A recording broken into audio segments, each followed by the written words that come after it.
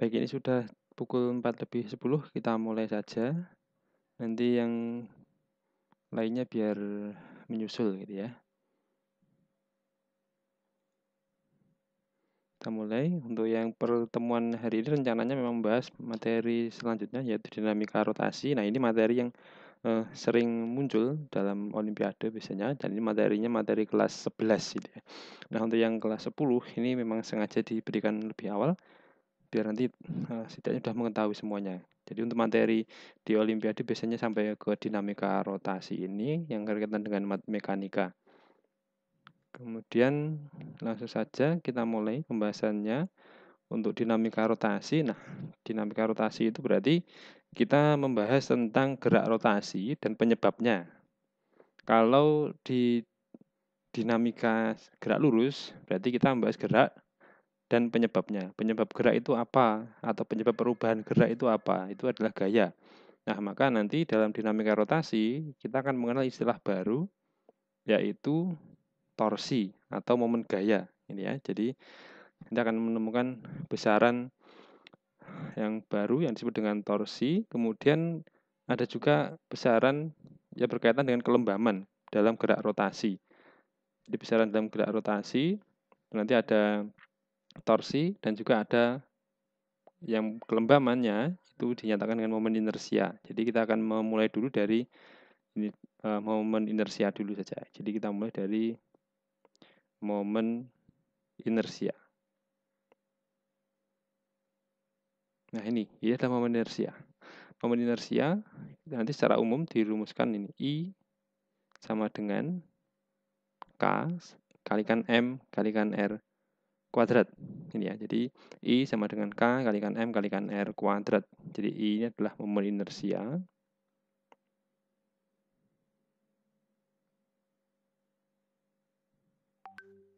Nah, ini adalah satuannya kilogram meter kuadrat. Nah, kemudian M ini massa. Satuannya berarti kilogram. Kemudian untuk R ini adalah jari-jari. Satuannya meter. Nah, itu kemudian untuk K ini adalah sebuah konstanta. K ini konstanta yang tidak berdimensi. Jadi ini konstanta tanpa dimensi itu berarti tidak ada satuan. Nah, ini tanpa satuan, gitu ya. Nah, itu momen inersia. Nah, momen inersia ini besaran yang menyatakan kelembaman benda dalam gerak rotasi. Kalau momen inersianya tinggi, berarti kelembamannya tinggi. Ini. Jadi saya tambahkan di sini. Jadi nanti momen inersia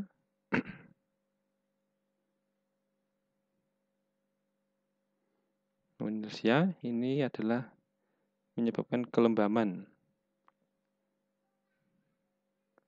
dalam gerak rotasi. Nah, ini apa dampaknya jika kelembamannya tinggi gitu. Jika kelembaman tinggi ini kelembaman tinggi, maka nanti akan sulit memulai atau mengakhiri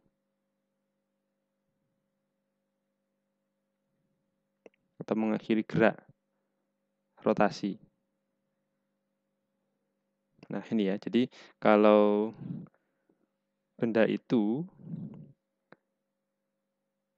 kelembamannya tinggi atau inersianya tinggi, maka benda itu akan lebih sulit memulai dan juga mengakhiri gerak rotasi. Nah, nanti akan saya tunjukkan contoh videonya itu ya. Bentar ya. Ini saja akan saya sharing. Sebentar.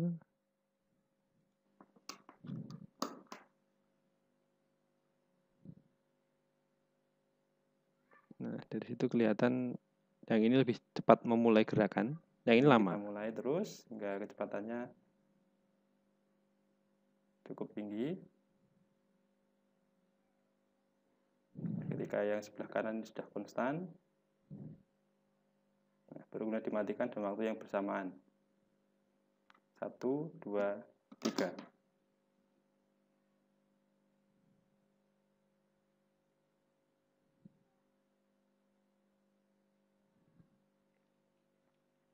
Nah, ini dimatikan bersama-sama, kemudian nanti akan dicatat waktunya untuk berhenti sejak dimatikan atau diputus daya atau arus listriknya itu.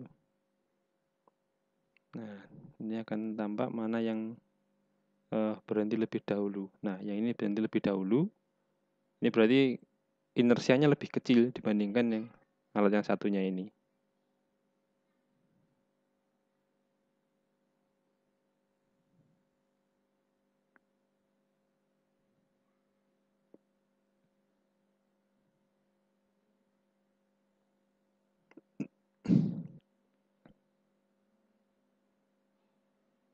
Nah, dari percobaan ini tampak bahwa untuk alat sebelah kiri perlu waktu yang lebih singkat untuk berhenti, sedangkan alat sebelah kanan perlu waktu yang lebih lama untuk berhenti. Di alat sebelah kanan ini jarak beban ke pusat putaran atau pusat rotasi ini lebih jauh dibandingkan untuk alat yang sebelah kiri.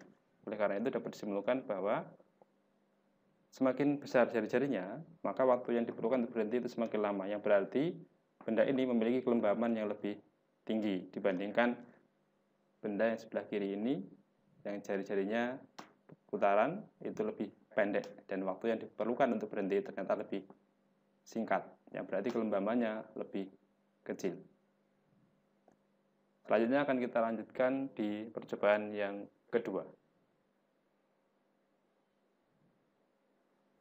Baik, selanjutnya adalah percobaan yang kedua. Pada percobaan yang kedua ini, kedua alat memiliki beban yang berbeda. Yang sebelah kanan bebannya lebih besar, sedangkan yang sebelah kiri bebannya lebih kecil, akan tetapi jaraknya dari poros putaran itu sama. Kemudian nanti akan dibandingkan waktu dari kedua benda ini untuk berhenti. Baik, sekarang kita mulai, dinyalakan.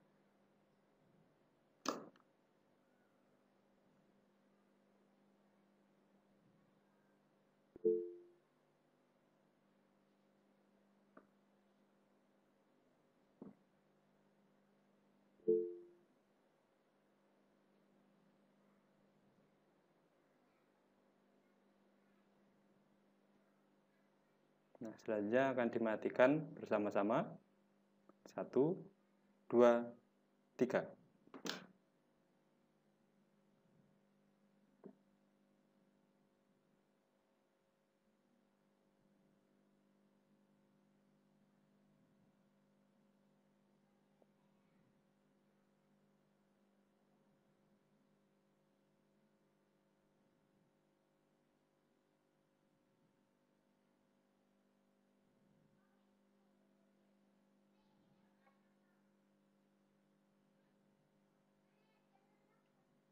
Nah, ini untuk yang percobaan kedua ini pengaruh, kita mencoba mencari pengaruh massa pada momen inersia gitu ya.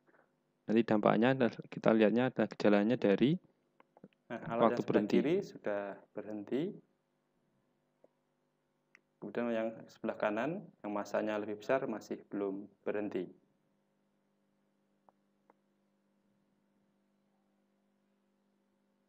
Oke. Lama juga berhentinya ini ya.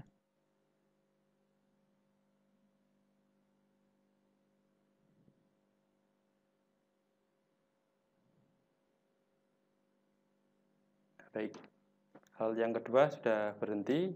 Dalam percobaan ini terlihat bahwa alat yang memiliki massa lebih besar ternyata memerlukan waktu yang lebih lama untuk berhenti, yang berarti bahwa alat ini memiliki kelembaban yang lebih tinggi dibandingkan yang sebelah kiri yang massanya lebih kecil. Nah, berarti dalam hal ini dapat disimpulkan bahwa massa mempengaruhi momen inersia benda. Semakin besar massa, berarti momen inersianya juga akan semakin besar. Terbukti dari waktu yang diperlukan benda itu lebih lama untuk berhenti dibandingkan benda yang massanya lebih kecil. Nah, demikianlah percobaan yang kedua ini untuk mengetahui pengaruh dari massa terhadap momen inersia benda.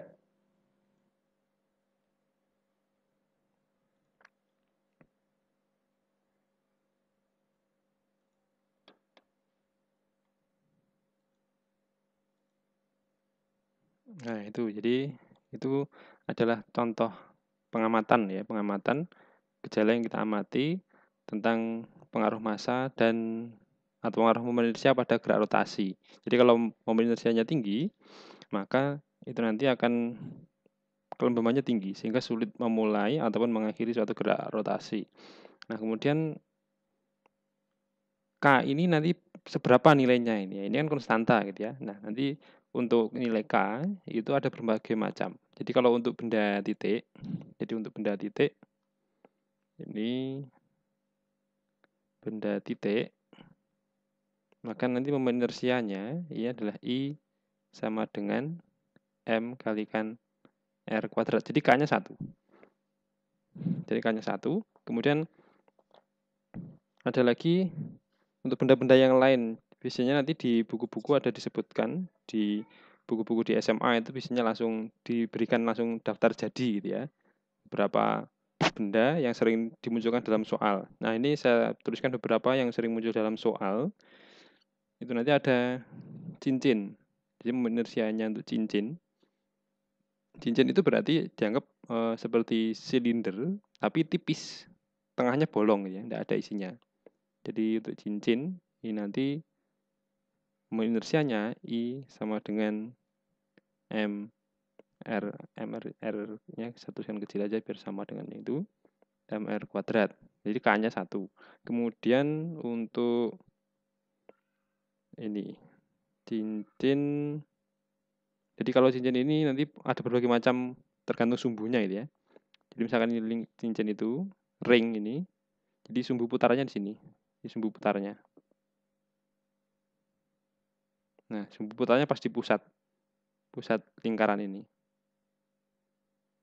Maka nanti I-nya MR kuadrat. Kemudian ada lagi yang sering keluar adalah di silinder pejal. Silinder pejal. Biasanya nanti yang digunakan untuk katrol. Jadi soal-soal yang berkaitan dengan katrol biasanya menggunakan silinder pejal. Jadi ada silinder seperti ini. Jadi kalau misalkan contoh silinder pejal itu adalah baterai gitu ya. Baterai itu kan silinder pejal. Bagian tengahnya ada isinya. Jadi ketika silinder pejal, porosnya di sumbunya ini ya. Inilah sumbu putarnya. Maka nanti untuk inersianya I ini sama dengan setengah MR kuadrat. Nah, K-nya berarti setengah ini. Kemudian yang sering keluar lagi adalah bola pejal itu ya. Bola pejal itu contohnya misalnya bola bekel itu kan pejal. Ada isinya gitu ya, kelereng gitu ya. Jadi kalau bola pejal ini nanti I-nya ini adalah 2/5. 2/5 MR kuadrat. Kemudian ada bola berongga. Bola berongga itu berarti bola yang dalamnya itu kosong atau berisi udara kosong gitu ya. Bola berongga seperti bola pingpong gitu ya, bola berongga, bola yang di dalamnya itu kosong. Tidak ada karetnya. Jadi ini nanti momen inersianya adalah 2/3. 2/3 MR kuadrat. Jadi ini ya, ini yang sering muncul di soal itu, kecuali nanti di soal disebutkan. Jadi yang selain yang ini wajib hafal. Jadi yang ini wajib hafal. Sedangkan untuk yang lainnya biasanya nanti diketahui di soal. Kalau yang ini jarang ditunjukkan di soal. Jadi ini wajib hafal.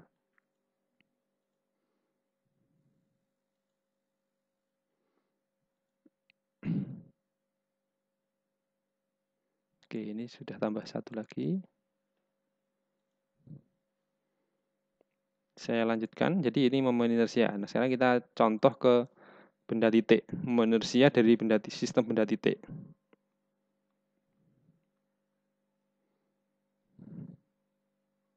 Sistem benda titik, gitu ya. Nah, jadi misalkan di sini saya memiliki sistem terdiri dari beberapa benda gitu ya. Misalkan ada M1, masing-masing ini misalkan 1 kilogram. Ada 3 benda dihubungkan dengan batang ringan gitu. Nah ini 1 kilogram, kemudian ini 1 kilogram. Jadi misalkan ini adalah benda A, benda B, ini benda C gini ya. Nah kemudian pertanyaannya adalah berapakah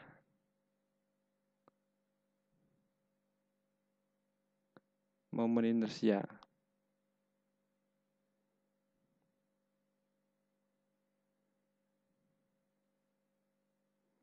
Momen inersia sistem jika poros putar berada di misalkan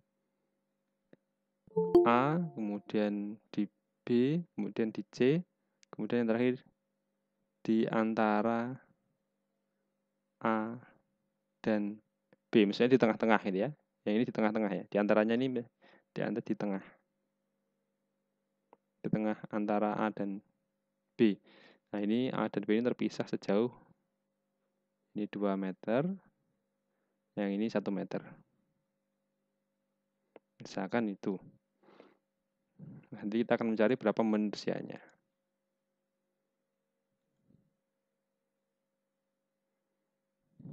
Oke. Nah, berarti nanti ini ketika momen sumbu putarnya berada di A, berarti ketika di A, maka nanti ini. Jadi sumbu putarnya ada di A ini. Nah, berarti ini. Sebentar, ini ada notifikasi suara apa ya? Oh, tidak ada.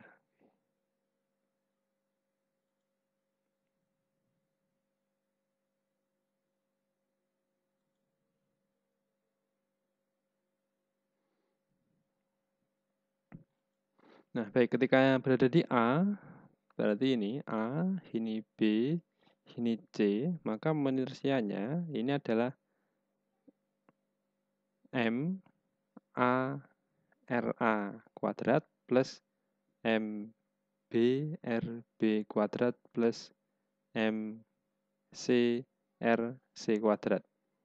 Nah, berarti ini 1 kilogram. RA berapa? Karena dia di pusat putaran, maka R-nya ini 0. Oke. Kemudian yang B ini berarti ya 1 kalikan diukur dari B ke poros putar ini. Itu 2 meter. Kemudian kalau MC berarti ya dari benda C ini sampai ke poros putar ini. Berarti ini tadi 3 gitu ya. Jadi 1 kalikan 3 kuadrat. Sehingga ini hasilnya adalah ini 0 ditambah 4 ditambah 9. Berarti ini adalah 13 kg meter kuadrat. Kemudian jika ini poros di A, kemudian jika porosnya di B, IB gitu misalkan, berarti B ini berada di pusat atau di poros putaran. Maka nanti kita masukkan MA RA kuadrat plus MB RB kuadrat plus MC RC kuadrat. Jadi kalau digambarkan ini kurang lebih seperti ini gitu aja ya. Ini yang B, berarti ini adalah RA-nya, kemudian ini adalah RC. Sana. Nah, berarti di sini ada 1 kalikan 2, tadi ini 2 meter, A ke B itu 2 meter, kemudian B ke C ini 1 meter. Nah, berarti ini 2 kuadrat, plus ini B 0 karena dia ada di pusat putaran, kemudian ada ini 1 kalikan 1 kuadrat. Berarti ini adalah 4 plus 1, sehingga sama dengan 5 kilogram meter kuadrat. Kemudian bagaimana kalau porosnya di C? Poros di C berarti ini sini, kemudian di sana, di sana. Ini C. Nanti ada RB-nya, kemudian ada RA-nya, hati-hati. RA-nya nanti diukur dari A ini sampai ke C ini, karena porosnya pasti di sini. Jadi nanti ada IC. Nah, IC ini adalah MA RA kuadrat plus MB RB kuadrat plus MC RC kuadrat. Nah, berarti di sini untuk MA ini tadi 1 kg, R-nya 3, karena dari sini ke sini itu 3 meter ya, 3 kuadrat. Kemudian B-nya berarti ada 1 kalikan, B-nya 1 kali 1, ya, 1 kuadrat. Jadi B ke ini kan 1 meter di soal tadi. Kemudian C-nya 0, 1 kali 0. Nah, berarti ini adalah 9 ditambah dengan 1, jadi 10 kg meter kuadrat. Lalu bagaimana jika berada di tengah-tengah antara A dan B, poros putarnya itu ya. Jadi ini sini, nah porosnya di sini. Berarti nanti RA-nya ini. Ini RA 1 meter, kemudian di sini RB 1 meter, RC-nya di sini 2 meter. Nah, ini. Nah, maka nanti I sama dengan MA RA kuadrat plus MB RB kuadrat plus MC RC kuadrat. Nah, ini berarti 1 kg kalikan 1 meter kuadrat plus 1 kg kalikan 1 meter kuadrat plus 1 kg kalikan 2 meter kuadrat. Nah, berarti ini hasilnya adalah 1 tambah 1 tambah 4. Jadi ini ada 6 kg meter kuadrat. Nah, itu ya contohnya. Lalu bagaimana kalau bentuknya seperti ini?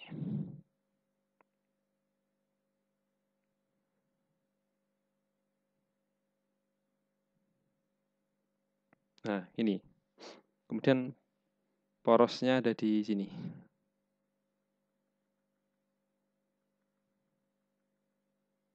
Misalkan ini adalah 45 derajat.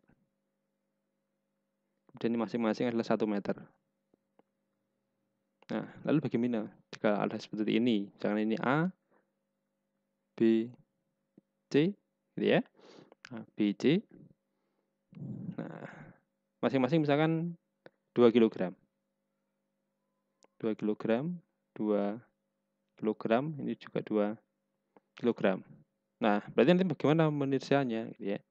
Kalau bentuk seperti ini, maka untuk mencari momen inersia, kita harus mencari R-nya masing-masing dulu. Kalau RB, berarti nanti jelas RB sama dengan 0, karena berada di sumbu putar, di sumbu putarnya, gitu ya. Nah, kemudian untuk RA berarti nanti yang ini. Hati-hati ya, RA-nya adalah ini. Bukan yang 1 meter ini. Jadi jari-jari itu selalu tegak lurus sumbu putar. Termasuk RC, nanti yang RC-nya di sini. Nah, lalu berapa ini gitu ya? Nah, kita akan ada sudut ini. Berarti nanti di sini, di depan sudut, berarti nanti pakai sin. Jadi ini adalah RA itu sama dengan, kalau misalkan ini adalah L gitu ya. Itu L kalikan sin 45. Berarti itu adalah 1 meter kalikan setengah akar 2. Berarti ini adalah setengah akar 2 meter. Begitu juga untuk RC. Sama gitu ya. RC-nya nanti sama, kebetulan ini sama. Maka nanti untuk RC ya sama dengan L kalikan sin 45. Nah, berarti ini adalah setengah akar 2 meter. Baru kita akan menghitung momen inersianya gitu ya. Jadi I sama dengan MA RA kuadrat plus MB RB kuadrat plus MC RC kuadrat. MA 2 kg, RA ini adalah setengah akar 2 kuadrat plus ini 2 kg kalikan 0 kuadrat plus ini masanya berarti 2 kalikan setengah akar 2 kuadrat gitu ya. Nah, berarti di sini ada 2, kemudian di sini ada setengah.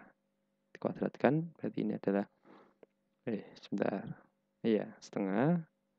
Ini 0, ini berarti 2 kalikan setengah. Berarti ini adalah 1 tambah 0 tambah 1, berarti ini adalah 2 kg meter kuadrat gitu ya. Jadi intinya jari-jari itu selalu diukur dari pusat atau dari sumbu putar ini dan selalu tegak lurus. Ngambilnya tegak lurus. Nanti apapun bentuknya gitu ya. Jadi yang penting nanti adalah selalu tegak lurus. Nah, kemudian kalau misalkan sumbu putarnya itu tegak lurus ini. Kalau sumbu putarnya misalkan untuk gambar tadi ya, gambar ini. Sumbu putar ini A, ini B, ini C. Sumbu putar di B tegak lurus bidang gambar.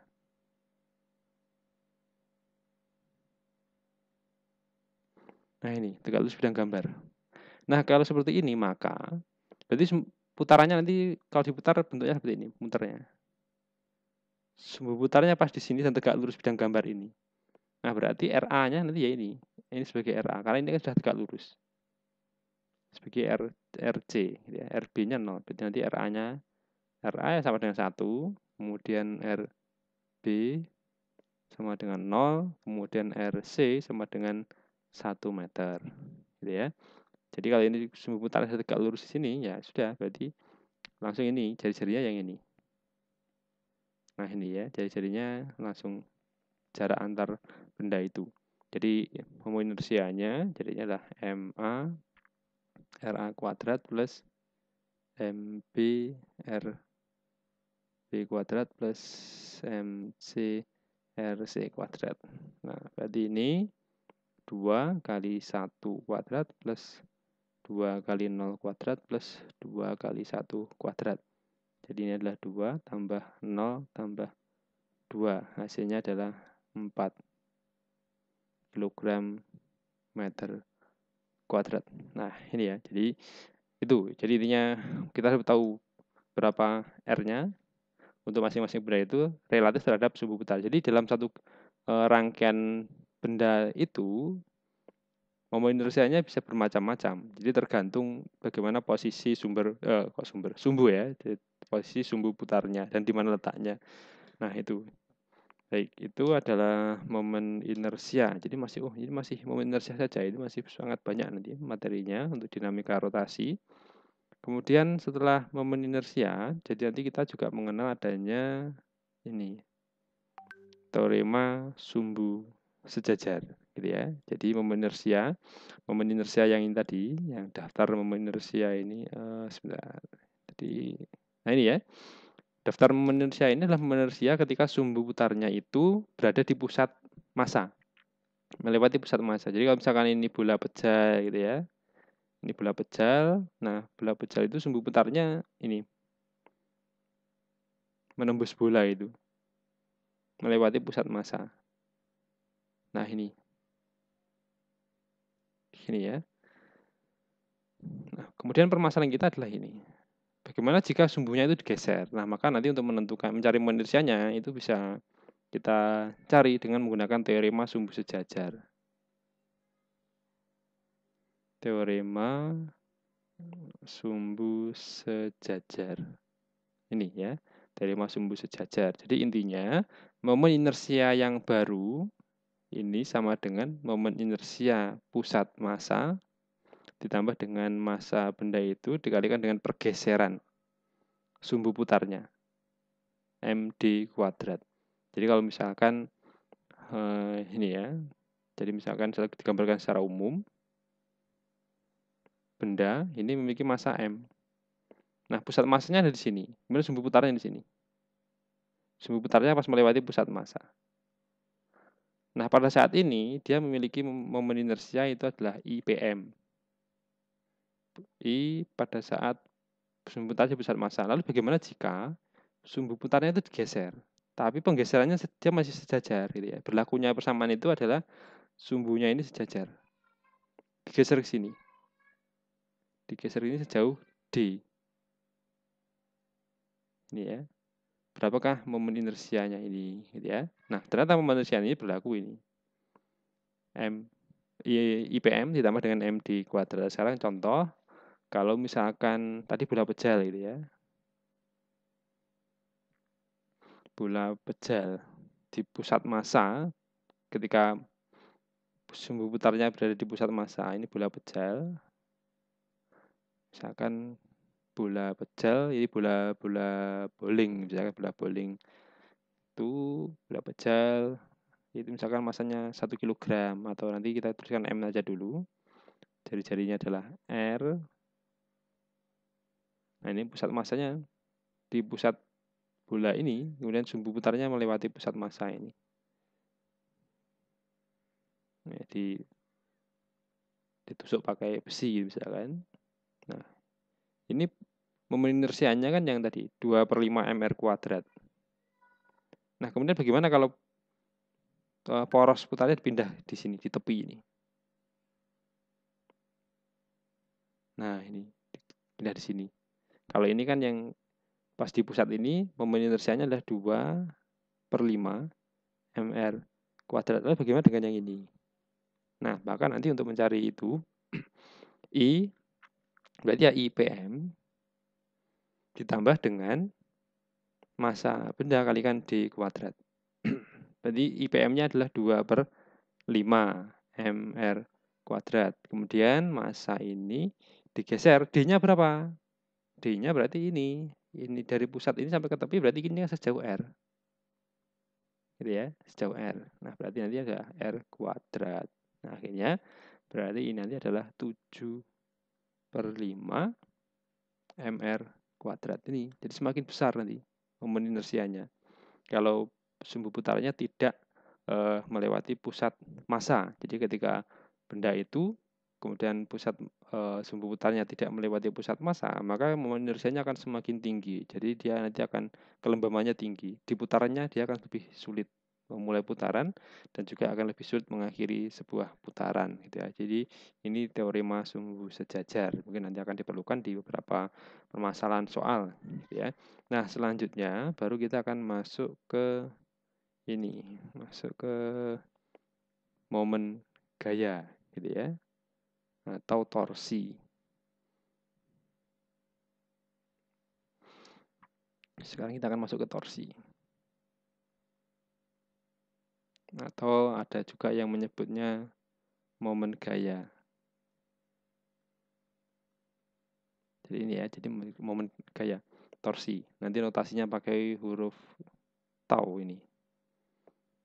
Jadi huruf Yunani, bacanya tau. Nah, jadi ini momen gaya atau torsi.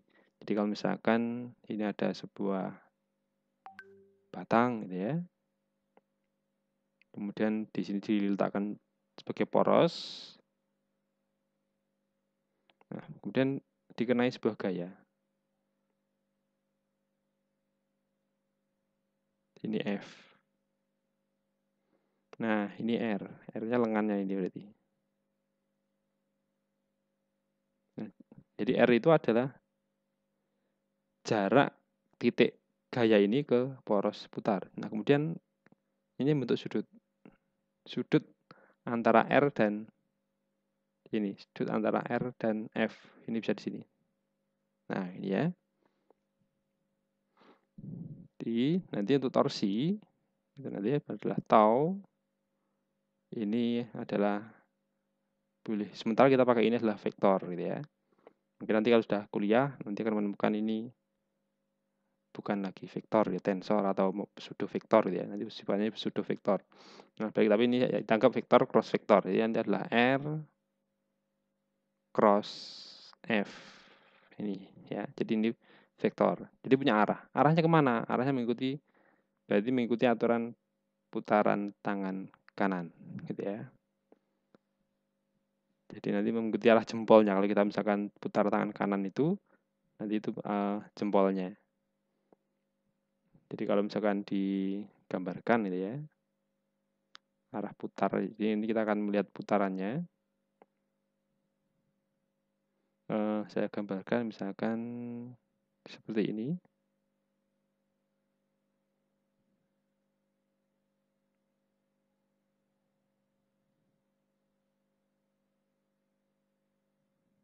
Ini ya. Nah, jadi kalau misalkan arah putarnya, maka nanti ini arah putarnya. Nah, kemudian ini arah torsinya. arah torsi gitu ya. Jadi kalau batang ini kan kalau ditarik ke sana, maka dia nanti kan berputar aja ke sana. Ini arah putar ya, bukan arah torsi yang ini, arah putar. Maka torsinya arahnya masuk ke dalam bidang gambar ini. Gitu ya. Jadi arahnya mengikuti tangan kanan itu, arah jempol itu. Nah, jadi nanti kalau putar seperti ini, putarnya ke sana, masuk ke dalam. Jadi arah torsinya itu. Nanti kalau putarnya berlawanan jarum jam, baru arah torsinya keluar bidang gambar, gitu ya. Nah, ini adalah arah torsi. Jadi ya hati-hati, ini bukan arah torsi tapi arah putar. Arah torsi itu nanti tegak lurus dengan bidang yang dibentuk antara R dan F ini.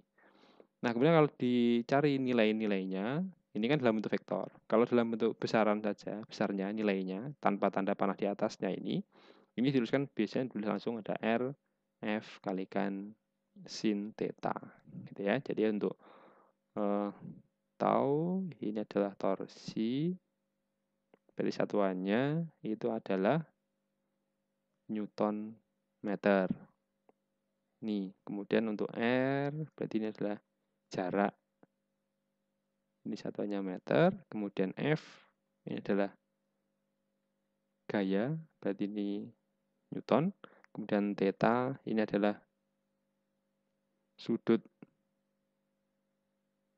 antara R dan F. Ini ya. Jadi tanpa satuan ini. Atau kalau boleh radian gitu ya. Dalam perhitungan nanti pakai radian itu boleh. Atau biasanya pakai derajat itu juga boleh. Nah, ini.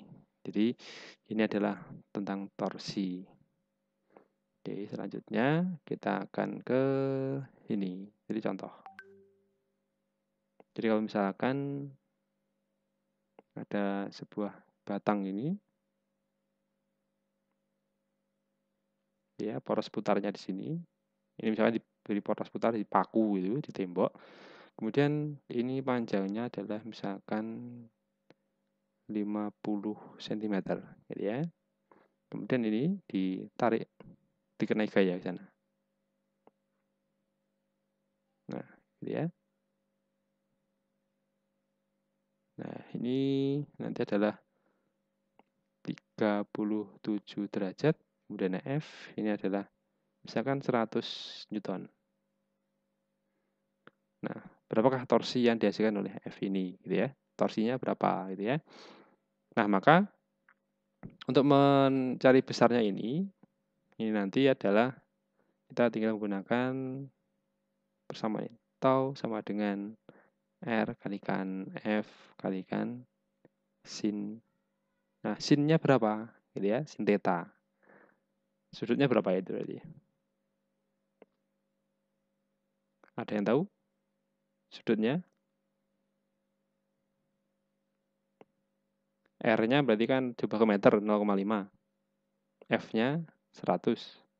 Sudutnya berarti sin ini ya. 3. Per 3 berapa ini? Ya. Nah, 53 ya, bukan 37. Hati-hati di situ. Jadi sudutnya itu adalah antara, kalau ini R, jadi sudutnya boleh pakai yang ini, atau boleh pakai yang ini. Nah ini ya, sudutnya yang ini. Atau 127 sekalian, itu sama nilainya nanti. Sin 53 dan sin 127 itu sama. Jadi hati-hati sudutnya di situ ya. Nah, maka nanti di sini kita tinggal melanjutkan. Ini 50. Sin 53 berarti ini adalah 0,8. Nah, sehingga hasilnya ini adalah 40 Newton meter. Nah, itu kalau dalam sistem itu hanya ada satu gaya. Nah, lalu bagaimana dengan sistem yang terdiri dari lebih dari satu gaya yang bekerja, gitu ya. Nah, contoh. Nah, ini misalkan panjangnya batang tongkat gitu ya. Ada poros di sini. Panjangnya 2 meter. Nah, kemudian dikenai gaya.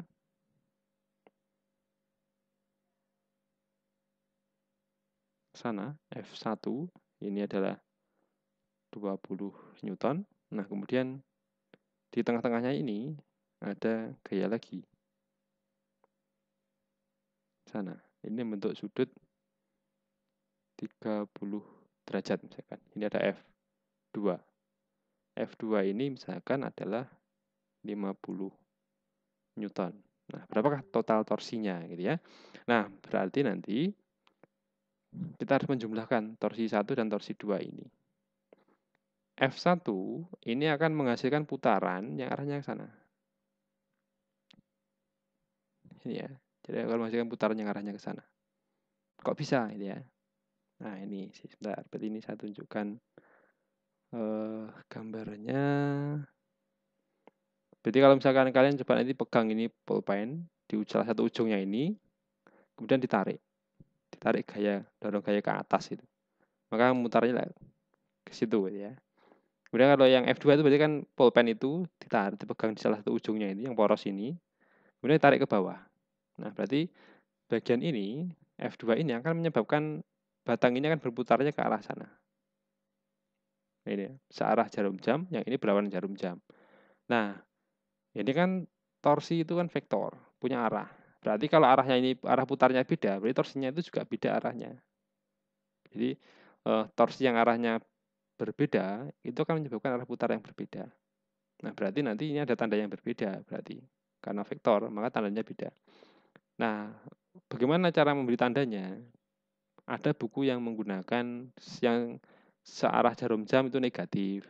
Ada yang berlawan jarum jam itu positif gitu ya. Atau sebaliknya gitu ya. Jadi yang searah jarum jam positif, yang berlawanan negatif, atau ada yang berlawanan jarum jam itu positif, yang searah negatif, atau dan sebagainya gitu ya. Nah, tapi nanti kalau saran saya tidak membatasi. Harus pakai yang ini. Oh, tidak. Silahkan memberi tanda bebas gitu ya. Yang penting kalau arahnya beda, itu tandanya beda. Jadi kalau misalkan yang ini putarannya berlawanan jarum jam, torsinya nanti akan diberi tanda misalkan positif, boleh. Kalau ini sudah positif, maka yang ini kan berlawanan, berarti itu harus negatif. Ini misalkan torsi 1, ini torsi 2. Nah, maka nanti total torsinya sigma tau, berarti ini adalah tau 1 plus nanti adalah min tau 2. Gitu ya. Oke, berarti saya kita masukkan. Berarti ini adalah R1, F1 kalikan sin 90. Kok 90? Ya, karena ini sudah tegak lurus. Nah, boleh pakai sudut yang ini boleh, atau boleh pakai yang sini juga boleh. Perpanjangan dari R. Ini boleh, sama-sama 90-nya. Kemudian dikurangi dengan ini, tau 2. Kenapa dikurangi ya? Karena kesepakatan kita tadi gitu ya. Jadi boleh ini kalau misalkan yang tau 2 itu positif, apakah boleh? Ya boleh saja. Yang penting selama pengerjaan soal dari awal sampai akhir konsisten gitu ya. Jadi ini ada R2, F2, ini sin 30. Nah, ini hasilnya adalah R1, berarti 2 meter. Ini misalkan pasti tengah-tengah yang ini ya, 1 meter yang sini. Jadi F-nya 20, sin 90 itu 1. Dikurangi dengan R2 itu 1, F-nya 50, sin ini adalah setengah. Nah, berarti ini adalah 40. Ini berarti ini adalah min 25. Nah, ini. Jadi ini ketemunya adalah 15 Newton meter positif. Apa maksudnya tanda positif di sini gitu ya? Berarti sistem ini akan berputar ya. Menurut kesepakatan ini, maka sistem ini akan berputar berlawanan jarum jam. Arah putarnya berlawanan jarum jam. Arah putar jarum jam. Nah, bagaimana kalau misalkan tandanya dibalik? Positif negatifnya ditukar. Apakah itu boleh? Nah, boleh. Nanti hasilnya akan sama. Hasilnya sama, hanya beda tanda. Sekarang ini ya, kita tunjukkan ketika tandanya itu dibalik. Itu boleh-boleh saja. Nah, ini. Jadi ini tadi yang 2 meter gitu ya. Ada F1. Kemudian di tengah-tengah ada F2. R2 50 Newton. Ini ada tadi 20 Newton ya. Ya, 20 Newton. Ini F1 20 Newton. Oke, 20 Newton. Nah, berarti ini 30. Nah, misalkan ini kita beri tanda yang beda. Yang tadi ini positif, maka ini misalkan ini negatif. Yang ini misalkan positif. Tau 2 ya. Kemudian sigma tau, berarti ini ada torsi 1 min plus torsi 2. Berarti ini adalah min R1 F1 sin 90 ditambah dengan R2 F2 sin 30. Berarti ini adalah min 2 kalikan 20 kali 1 plus 1 F-nya 50 ini setengah. Berarti ini adalah min 40 plus 25. Ketemunya adalah min 15 Newton meter. Besarnya sama, 15. Lalu apa maksudnya negatif ini? Nah, negatif ini berarti apa? Ikuti ini. Tadi kan kita menemukan negatif ini adalah menentukan negatif itu berlawanan jarum jam. Ya sudah, berarti ini berlawanan jarum jam. Berlawanan jarum jam. Arah putar jarum jam gitu ya. Nah, jadi sama. Meskipun tandanya beda. Kesimpulannya sama. Ini juga ketemu. Berlawanan arah jarum jam. Yang ini juga ketemu berlawanan arah jarum jam. Besarnya 15. Ini juga besarnya 15. Jadi ini ya, tidak perlu mempermasalahkan arahnya itu. Yang penting, kalau arah putarnya beda, tandanya beda. Mana yang positif, mana yang negatif, terserah yang mengerjakan soal. Yang penting selama pengerjaan itu konsisten. Gitu ya. Oke. Itu tentang torsi. Ini masih torsi. Nah, nanti kita akan setelah ini baru lanjutannya adalah ke dinamika rotasinya. Ini masih torsi, tadi inersia, baru ke dinamika rotasinya. Dinamika rotasi itu. Nah, untuk dinamika rotasi berarti nanti adalah hubungan antara torsi dengan inersia. Jadi ini langsung ke dinamika rotasinya.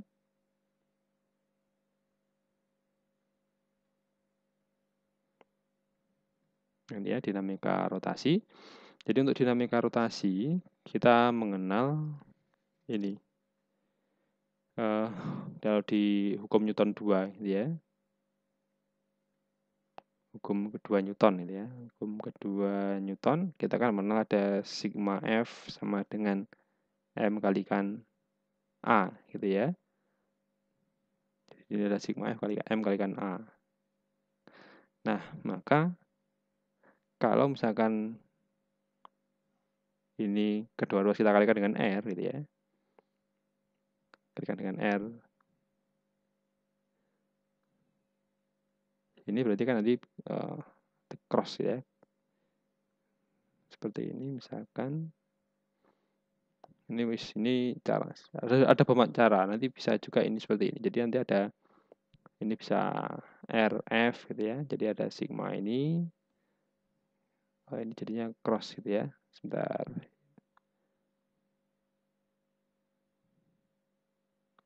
Jadi ada total dari R. Ini kalau misalkan dalam bentuk ini. Cross F.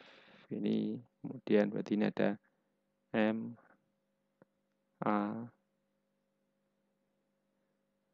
Dengan R gitu ya. Nah, nanti sebenarnya ini kan jadinya torsi itu tadi. Sigma tau. Kemudian M. Nah, A linear ini. Nah, jadi ini saya pindah sini. Ini ada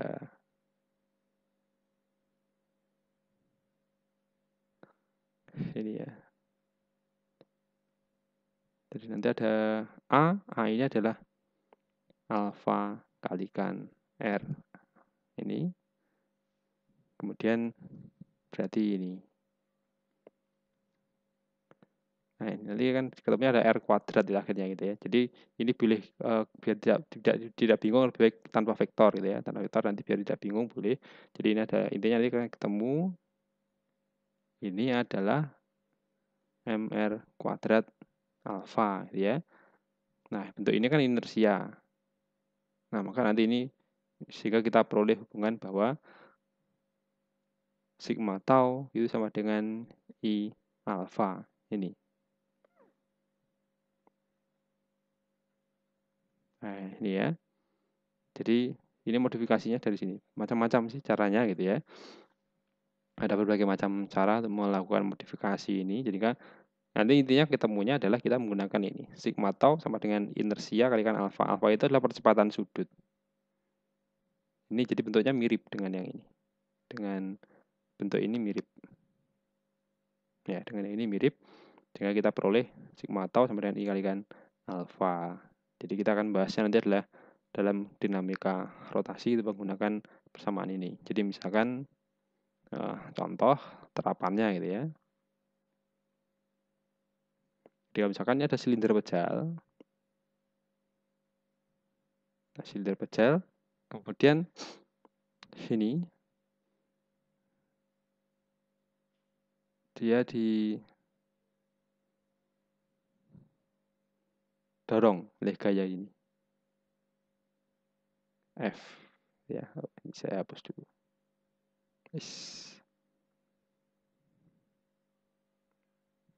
Jadinya tidak lingkaran. Nah, silinder pejal, jari-jarinya adalah R, kemudian didorong oleh gaya ke sana. Jadi ini nanti dia akan tegak lurus dengan R. F, ini ada misalkan 10 Newton. Ya. Nah, kemudian ini anggap saja lantainya licin. Sehingga nanti dia masih bisa berputar. Karena ini, namanya bukan putar adalah gaya ini. Nah, maka nanti ditanyakan adalah berapakah misalkan tentukan kecepatan linearnya.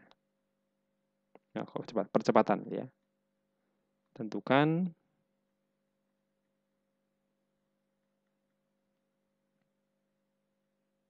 percepatan linear. Nah, berarti nanti menggunakan ini sigma tau sama dengan I kalikan alfa. Ini ya, I dengan I kalikan alfa. Kemudian ini taunya berarti apa? Itu adalah F kalikan R. R-nya ini. Nah, karena ini sudah tegak lurus, berarti nanti adalah R sin 90 sama dengan I. Nah, kalau ini silinder pejal, berarti I-nya adalah setengah M R kuadrat A. Alfa ini ya, alfa ini berarti adalah A per R. Nah, sehingga dari sini nanti bisa kita sederhanakan. Ini coret, kemudian R-nya coret. Nah, ini ya. Jadi misalkan silinder ini masanya 10 kg gitu ya. Nah, berarti nanti F-nya 10 sin 91 setengah kalikan 10 kg kalikan A. Jadi A sama dengan ini 10-nya coret ya. Jadi ini adalah 2 meter per sekon kuadrat. Nah, ini masih contoh yang sederhana. Nanti ada lagi contohnya seperti ini. Kalau di materi kelas 10 kan selama ini katrolnya licin dan ringan gitu ya. Nah, ini bagaimana kalau misalkan katrolnya tidak licin dan ringan, ada masanya gitu ya. Jadi misalkan ini adalah 4 kg, ini 2 kg, kemudian katrol ini adalah 2 kg, jari-jarinya katrol itu adalah misalkan 20 cm gitu ya.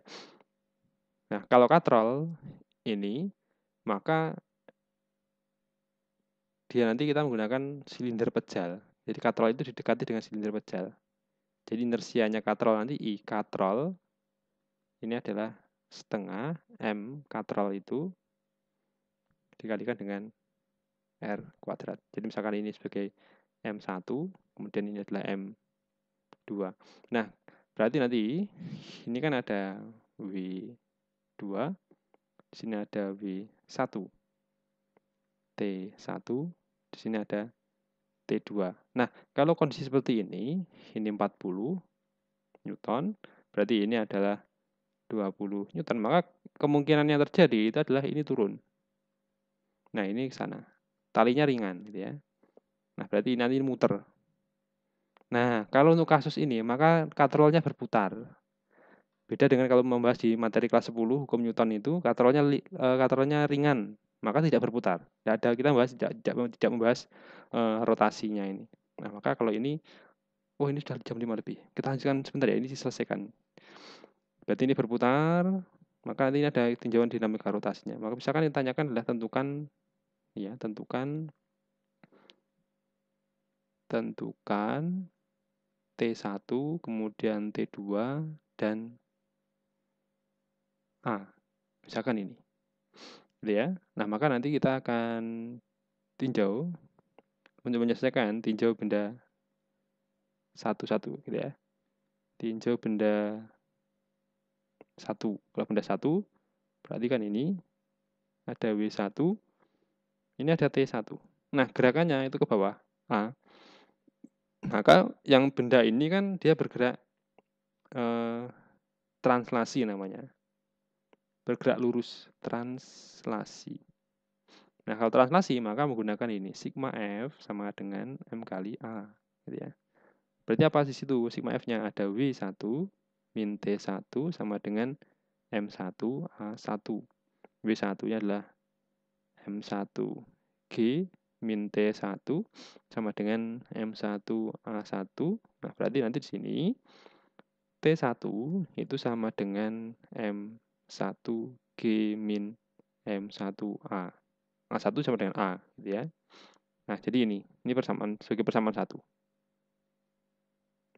Belum bisa kita menemukan jawaban karena ada dua variabel T1 dan A yang akan kita cari yang belum ketemu nilainya gitu ya. Nah, kemudian baru kita tinjau benda 2.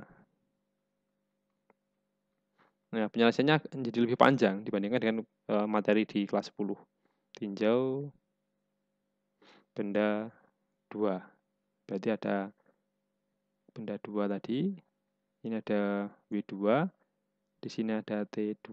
Berarti ada sigma F2 sama dengan M2A2. Kenapa kalau pakai ini? Karena dia hanya translasi. Translasi itu berarti hanya bergeser, tidak mengalami rotasi. Nah, berarti ada T2 min W2 sama dengan M2A2. Berarti ini ada T2 sama dengan M2A2 plus M2G. Ini persamaan 2.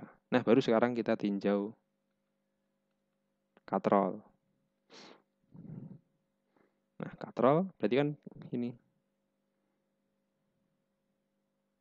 ini T2. Di sini ada T1. Nah, katrolnya berarti muternya kan ke sana.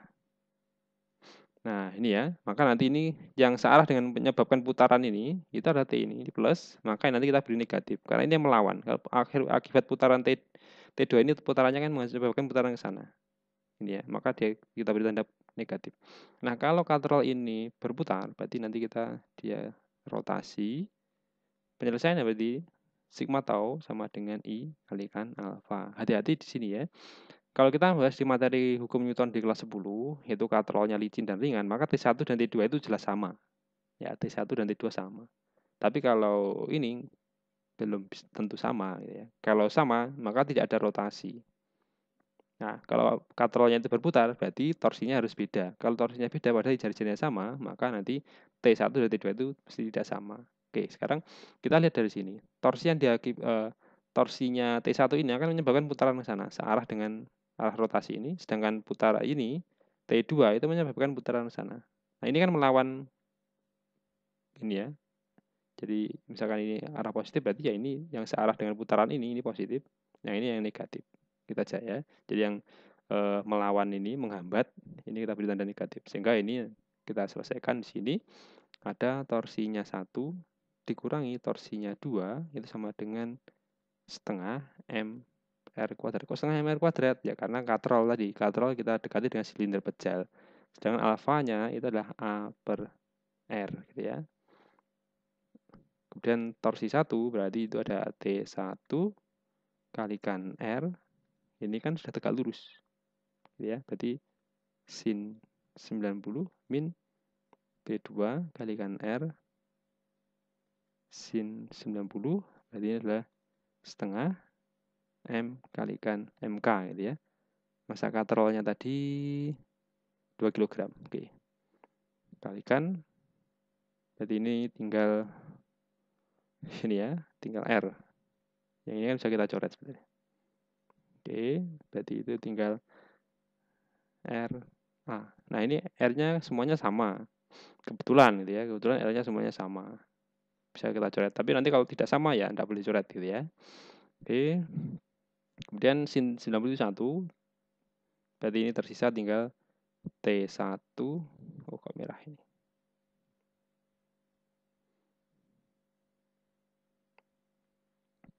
Berarti ada T1 min T2 sama dengan setengah M katrol kalikan A.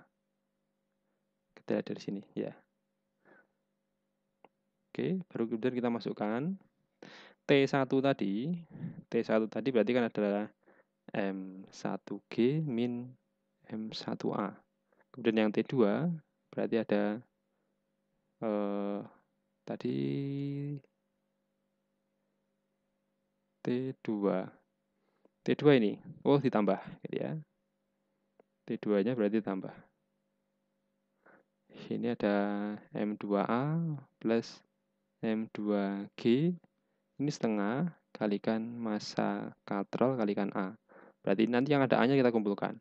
Jadi ada M1 min M2G sama dengan setengah MK. Jadi ini M1A pindah ke arah kanan plus M1A. Ini ada A-nya gitu ya. Atau A-nya kita keluarkan. Kemudian yang ini kan negatif, jadi positif juga. Plus M2 kalikan A. Sehingga untuk A ini adalah M1 min M2 per setengah M katrol plus M1 plus M2 kalikan G. Nah, baru kita masukkan nilainya. M1 tadi 4, ini 2 kg dan 4 ya. Oke. Kemudian, nah ini setengah massa katrol 2, ini 4, ini 2, kalikan G-nya adalah 10.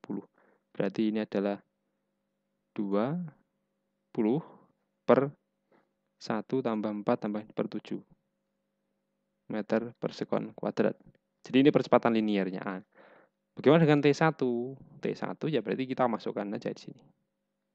T1 tadi adalah M1G min M1A. Ini ya. Sini. T1 adalah M1G min M1A. Berarti M1-nya adalah 4 kali 10 min 4 kali 20 per 7. Nah, berarti ini adalah boleh ini 4. Ini misalkan itu 70 min 20 per 7. Ini ya. Berarti adalah 4. Ini adalah 50 per 7. Berarti ini adalah 200 per 7 Newton. Kemudian untuk T2 berarti adalah M2G plus M2A. M2 adalah 2 kali 10 plus 2 kali 20 per 7. Tadi 20 per 7 ya. Ya, 20 per 7. Nah, berarti ini adalah 20 plus 40 per 7. Berarti ini adalah berapa ya ini?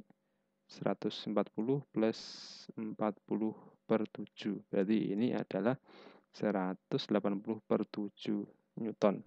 Nah, jadi ini ya, memang agak panjang akhirnya kalau kita meninjaunya ada rotasinya. Jadi dalam kasus ini katrol kasar dan bermassa sehingga dia nanti akan mengalami gerak rotasi. Nah, baik. Sementara untuk hari ini itu dulu, kita lanjutkan di insya Allah besok.